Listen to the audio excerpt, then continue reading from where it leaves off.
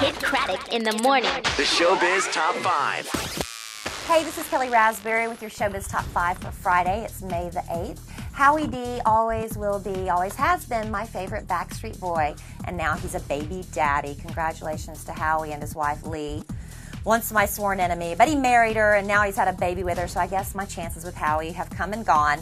But they had a little boy, they named him James Hope Doro on Wednesday, and he's a tiny little thing, only weighed in at 4.5 pounds, but reportedly everybody's doing fine.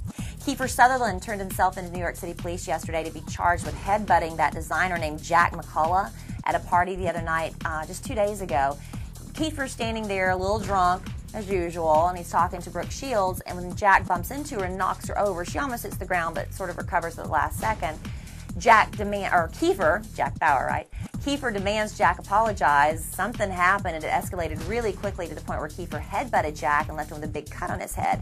So he's pressing charges. Brooke does admit she was wearing 6-inch heels, which might have had something to do with her losing her balance.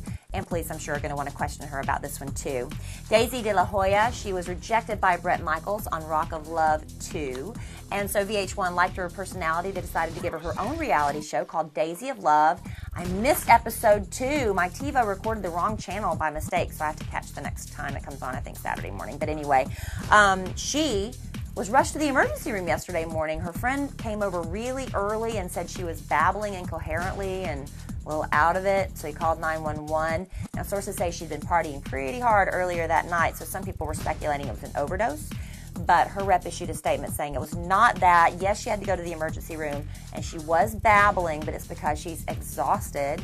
And who hasn't been so exhausted you started babbling? Anyway, who knows what's going on between Lindsay Lohan and Samantha Ronson. I'm to the point where I really don't care anymore, but there's not really a lot else going on in the celebrity gossip world, so I'm going to tell you anyway. Lindsay Lohan went over to Samantha's house about 1 o'clock in the morning yesterday, stayed till 6:30 a.m. when she was seen walking out with Samantha's British bulldog, Cadillac. She took the dog and went away. Samantha came out just a couple minutes later with her suitcase, locked up the house, and took off for LAX. So Samantha one direction, Lindsay the other direction, apparently dog sitting after a night of sweet, sweet love or something. And then finally, this whole John and Kate +8 marriage drama. John Gosselin issued a statement saying, you know, these allegations are false and very hurtful about him having an affair with a 23-year-old third-grade teacher.